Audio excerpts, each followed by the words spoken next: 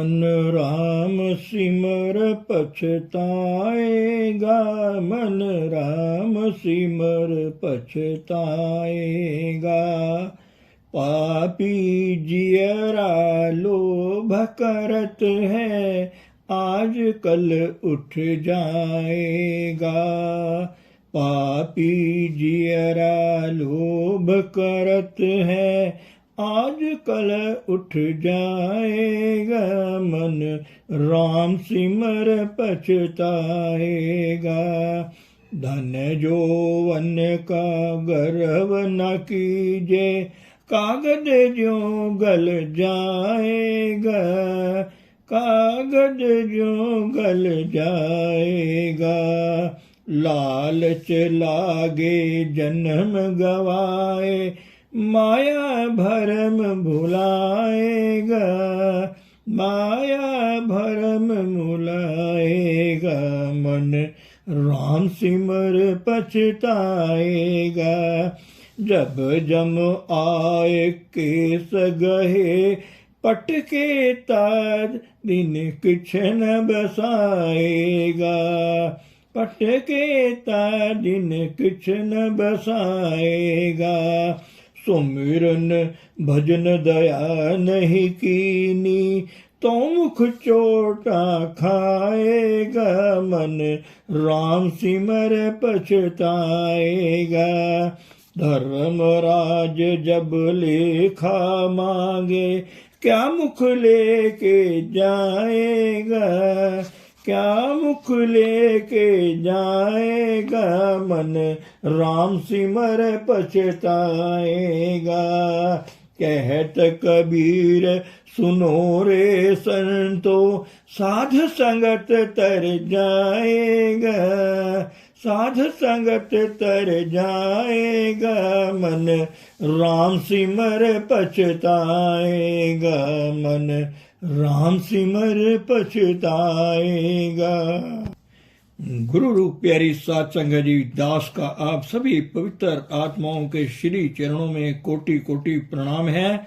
महापुरुष जब जब संसार में जीव आत्माओं के उद्धार के लिए अवतरित होते हैं, इस पावन कार्य में अपने स्टाफ को भी साथ लेकर आते हैं। परम पूज्य परम संत सावन सिंह जी महाराज जी की सेवादार बीबी लाजो जी, उनके मार्गदर्शन में सात संगत की सेवा में रही। उनकी कुछ यादें सात संगत की सेवा में सेवादार दासी की जुबानी पेश की जा रही हैं। वीडियो शुरू करने से पूर्व गुरु प्यार का भजन प्रस्तुत है। आपसे अनुरोध है, आप हमारे चैनल को शेयर करें, लाइक करें व सब्सक्राइब करें।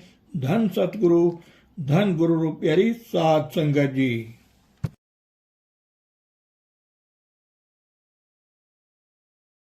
तूने अजब रचा भगवान, खिलौना माटी का। तूने अजब रचा भगवान, खिलौना माटी का। कान दिए हरि भजन सुनन को, कान दिए हरि भजन सुनन को। तू मुख से कर गुणगान, खिलौना माटी का।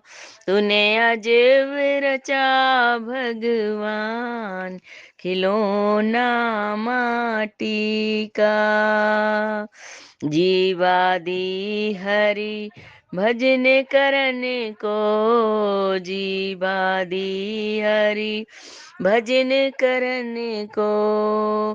दी आँखें कर पहचान, खिलौना माटी का। दी आँखें कर पहचान, खिलौना माटी का। तूने अजब रचा भगवान, खिलौना माटी का। शीश दिया गुरु चरण झुकन को, शीश दिया गुरु चरण झुकन को, और हाथ दिए कर दान खिलौना माटी का। तूने अजब रचा भगवान खिलौना माटी का। सतनाम का बना के बेड़ा, सतनाम का बना के बेड़ा, और उतर जा भंवर से पार खिलौना माटी का। तूने अजब रचा भगवान खिलौना माटी का। तूने अजब रचा भगवान खिलौना माटी का।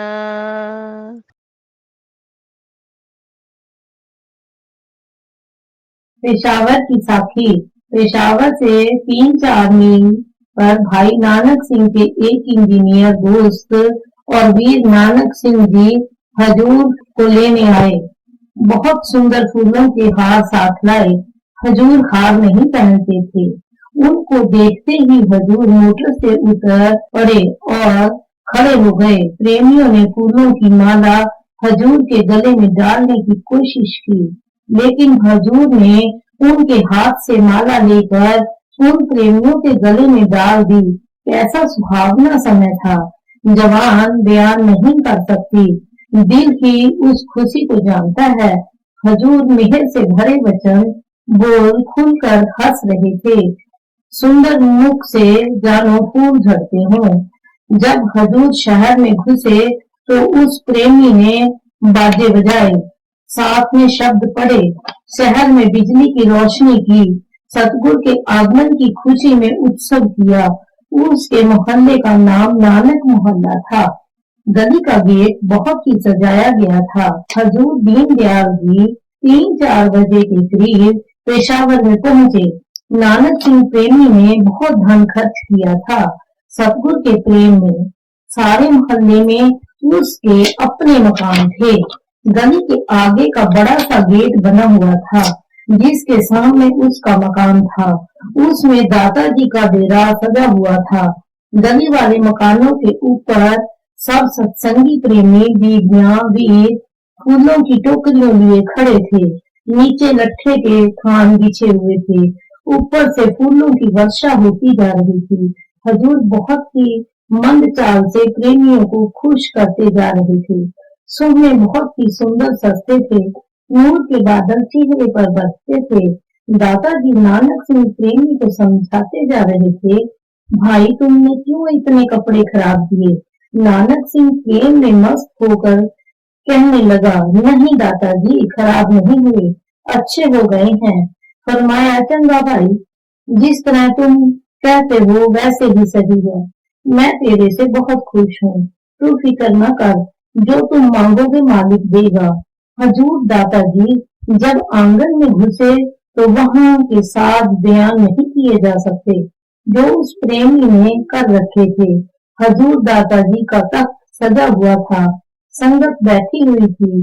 दादाजी तख्त पर विराजमान हो गए। हजूर रास्ते की थकावट का ख्याल नहीं करते थे, हमेशा संगत की खुशी देखते थे। दादाजी ने 2 घंटे सत्संग फरमाया। अमृत वचनों से संगत को निहाल किया, दया के भंडार बरताए। फिर नानक सिंह ने मेरे से कहा, बीबी जी, हजूर दीनदयाल जी को पानी वगैरह पिलाइए। मैंने कहा, अच्छा वीर जी, अर्ज करती हूँ। जब सत्संग समाप्त कर दादाजी ऊपर अपने रहने के कमरे में आए, मैंने अर्ज की, सतगुरु जी थक गए होंगे। फरमाया, नहीं पापिये, शुक्र है हमारे सतगुरु का, जिन्होंने दया करके अपनी सेवा दी है, साध संगत की सेवा। यह शरीर कोई हमारा है? यह साध संगत का है। मैं तो संगत का सेवादार हूँ। जितनी मेरे से सेवा हो सके मैं सदा संगत की सेवा करने को तैयार हूँ। शरीर तो रहा ना रहेगा काको। यदि सेवा में लगे तो अच्छा है। दादाजी के पवित्र वचन सुनकर संगत बेहद खुश होकर धन्य सतगुरु पुकारने लगी। सच्चे पातशाह दीन दुनिया के वाली होकर भी अपने आप को दुनिया का सेवादार ही बोलते थे। उस प्रेमी ने मिठाइयों के भंडार खोल दिए। 3 दिन वहां रहे। चौथे दिन फिर वापस रावलपिंडी आए। तीसरे दिन जो नाम के अभिलाषी थे उन्हें नाम कोई 250 को दिया। सब पर दया मेहर की। पहुंचने से दूसरे दिन बाद उतमई वाले संत बाबा जगीर सिंह गद्दी नशीन दाताजी के दर्शन को आए। 2 घंटे अंदर की बात की।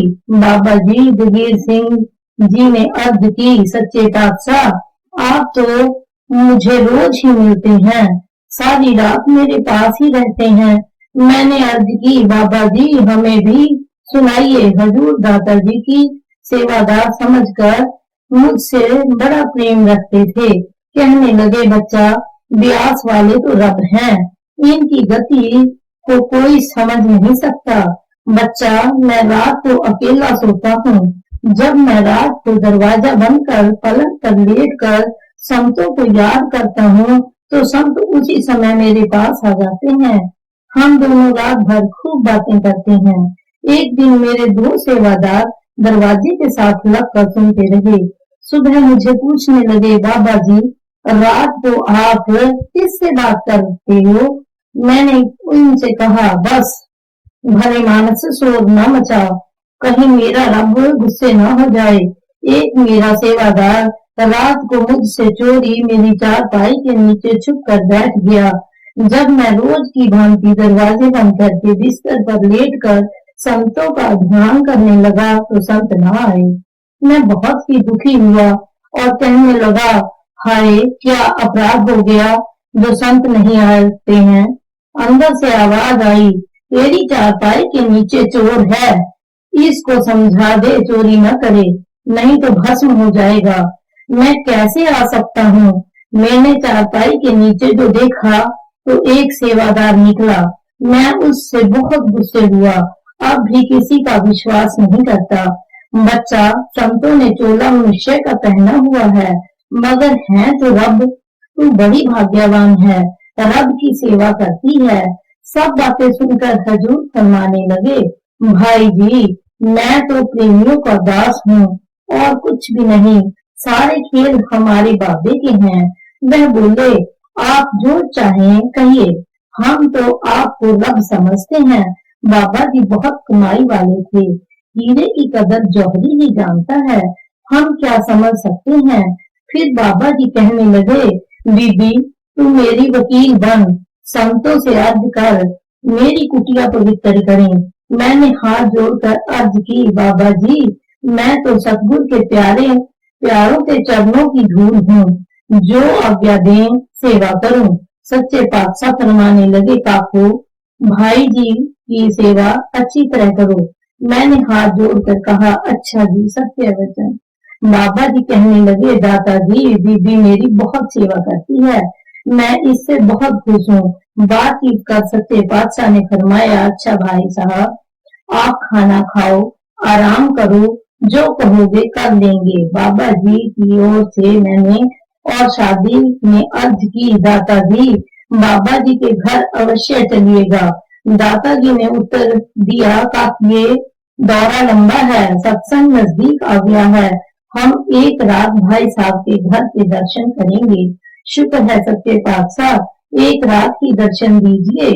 यह कहकर बाबा जी नीचे खाना खाने आ गए।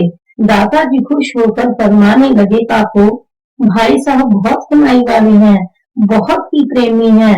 शाम को बाबा जी को हजूर ने विदा कर कहा, आप जाओ हम कल आएंगे। बाबा जी को दादाजी ने प्यार से विदा किया। हजूर सुबह तैयार होकर कहने लगे, काको राधो नानक सिंह के बच्चों को कुछ रुपए दे दें। दादाजी ने नानक सिंह जी के परिवार को बिठाकर तस्वीर खिंचवाई, सारे परिवार को प्रसाद दिया, मेहर दी, खुशियां बख्शी, 50 रुपए उसके बच्चों को दिए। हजूर किसी के घर का खाते नहीं थे। कोई चीज किसी के घर की खाते भी थे तो दुगने पैसे दे आते थे।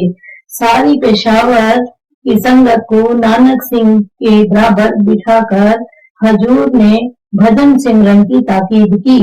फरमाने लगे, बच्चों रोको, नहीं मैं तुमसे जुदा नहीं। सतगुरु प्रेमियों के साथ ही हर समय रहते हैं, अभी जुदा नहीं होते।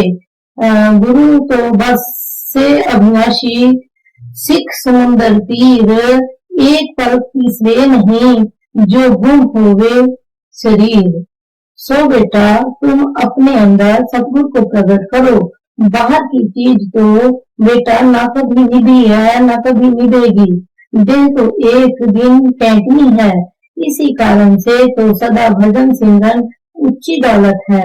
मैं तुम लोगों से खुश हूँ। आपने मेरी बहुत सेवा की है। जो संगत की सेवा है वह मेरी सेवा है। घबराओ नहीं। वह बेचारे प्रेम के मारे रो रहे थे। मुझसे कहने लगे, सतगुरु जी को एक दिन और रोकिए। हजूर दया मेहर की खुशियां देकर मोटर में सवार होकर गए। साखी उतमई के बाबा जागीर सिंह की। बाबा जी को उतमई आकर हजूर ने दर्शन दिए। वहां पर सब पठान मुसलमान रहते थे। एक बाबा जी का डेरा ही हिंदुओं का था। बाबा जी ने हजूर जी के आगमन पर बड़ा सत्कार किया। प्यार से माथा नवाकर मिले। फिर बाबा जी ने अपने कमरे को हजूर दाता जी के चरणों से पवित्र करवाया। हजूर को एक गुरुद्वारे में ठहराया। मैंने खाना बनाया। रात को सब संगत ने प्रेम से खाया। बाबा जी को दासी कोरों ने हजूर जी को माथा नवाया और दया मांगी। सब पठान संगत ने हजूर जी के दर्शन किए और सत्संग सुना। रात को हजूर के साथ परमार्थ की बातचीत करने दो पठान जो बहुत अमीर और फकीर भी थे दर्शन करने आए। दाता जी बहुत प्रेम से मिले और उर्दू फारसी शब्दों में उनको खूब समझाया। वह खुश हो खुदा के घर का रास्ता मांगने लगे। दाता जी ने कहा, इस समय कलमा देने का मौका नहीं है, समय थोड़ा है। हमें सुबह चल कर 9 बजे रावलपिंडी पहुंचना है। सुबह 6 बजे हजूर तैयार होकर मोटर में सवार हो गए। बाबा जी दाता जी से अर्ज करने लगे, हजूर बीबी लादो तो 6 महीने हमारी सेवा में रहने दें। आपकी बेटी है तो मेरी भी बेटी है। हजूर फरमाने लगे, आप ही 6 महीने हमारे पास चलिए। हमारी बेटी तो हमसे 6 घंटे भी अलग नहीं रह सकती। महीनों की तो बात ही क्या करनी है। हंसकर फरमाया, चल जल्दी मोटर में सवार हो, सफर करना है।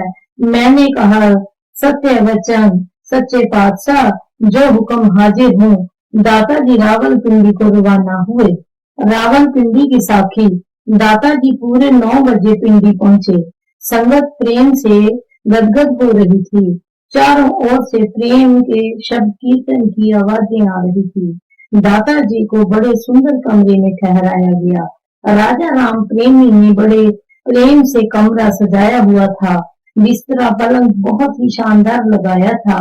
सच्चे पातशाह उस कमरे में विराजे और सब दाता जी रात को आराम में होने लगे तो शादी ने कहा, हमारा बिस्तर नीचे जमीन पर लगा दो।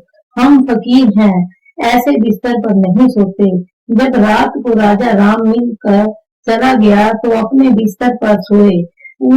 उसका दिल भी नाराज न किया। जमीन पर सोए और 3 दिन इसी भांति बर्ताव रखा। सत्संग बड़ी धूमधाम से किया।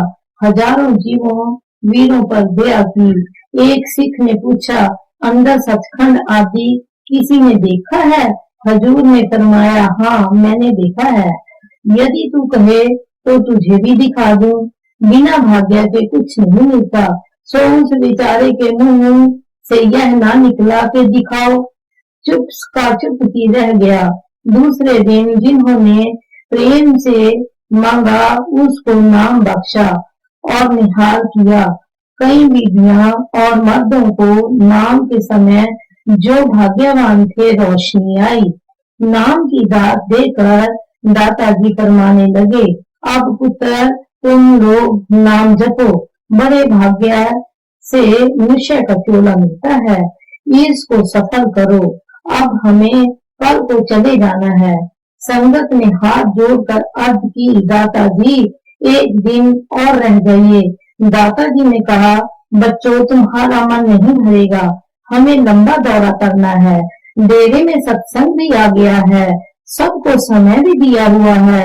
दाताजी नाम देकर राजा राम से कहने लगे, ले भाई अब हम फारिग हो गए, नाम दे दिया है और कल सुबह हजरो जाना है।